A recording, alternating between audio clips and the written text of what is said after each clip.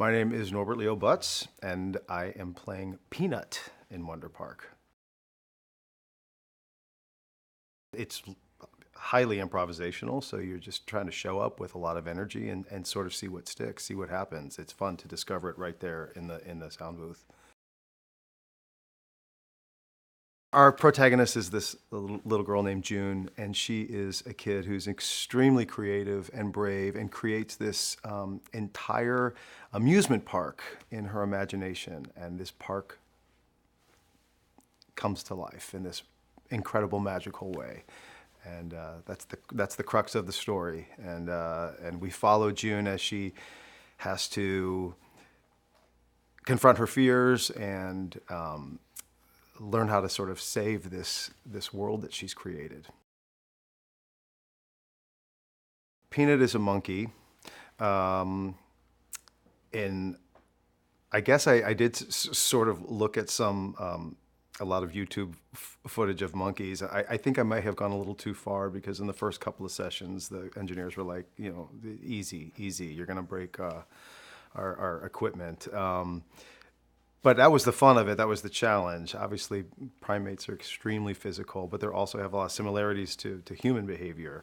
So it's finding that balance between what we could sort of get away with and what wasn't too over the top. It was great fun, though.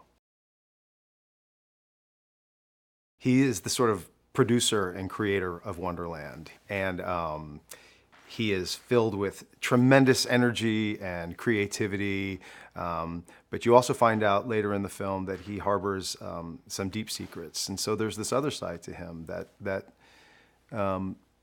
is very inward-looking and kind of introspective. He's a really fascinating little monkey, but mostly he's filled with, he loves his work and is filled with endless, boundless energy for Wonder Park. Peanut is a big idea guy. He comes up with the huge, creative, big ideas.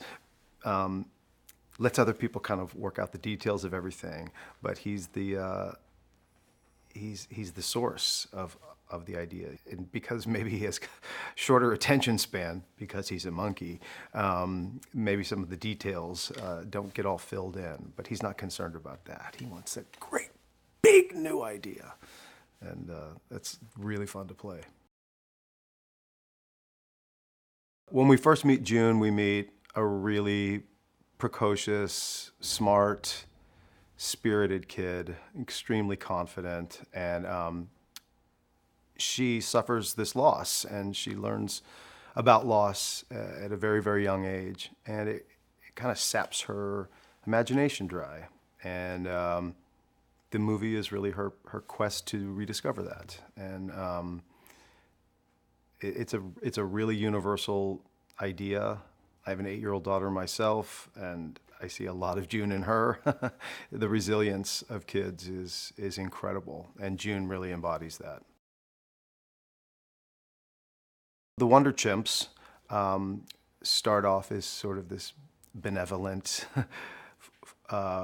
workforce at Wonder Park, and they take a turn. They take a turn toward the dark side, and then the movie very much becomes a battle of good and evil, and of actually using your imagination to overcome evil is a big theme of the movie. I think friendship and teamwork is, my gosh, that's how does anybody get anywhere in life without a community, without friends, without people around you? And again, another one of the movie's themes is really family. It's about families that we're born into, families that we were thrust into, families that we create because of the situations in our life, and how we lean into them to help get us through. June certainly does. The central theme, I would definitely say, is tapping into your imagination, harnessing it, using it for positivity.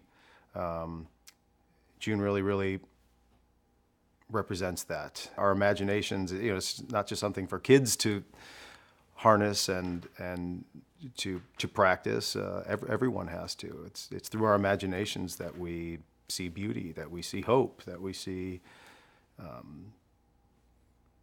justice. It's a lens through which we can, live our lives. If I could go on one ride at Wonder Park, hands down, it would be the Sky Flinger. First of all, it's a great name. Second of all, who doesn't want to be flung through the sky?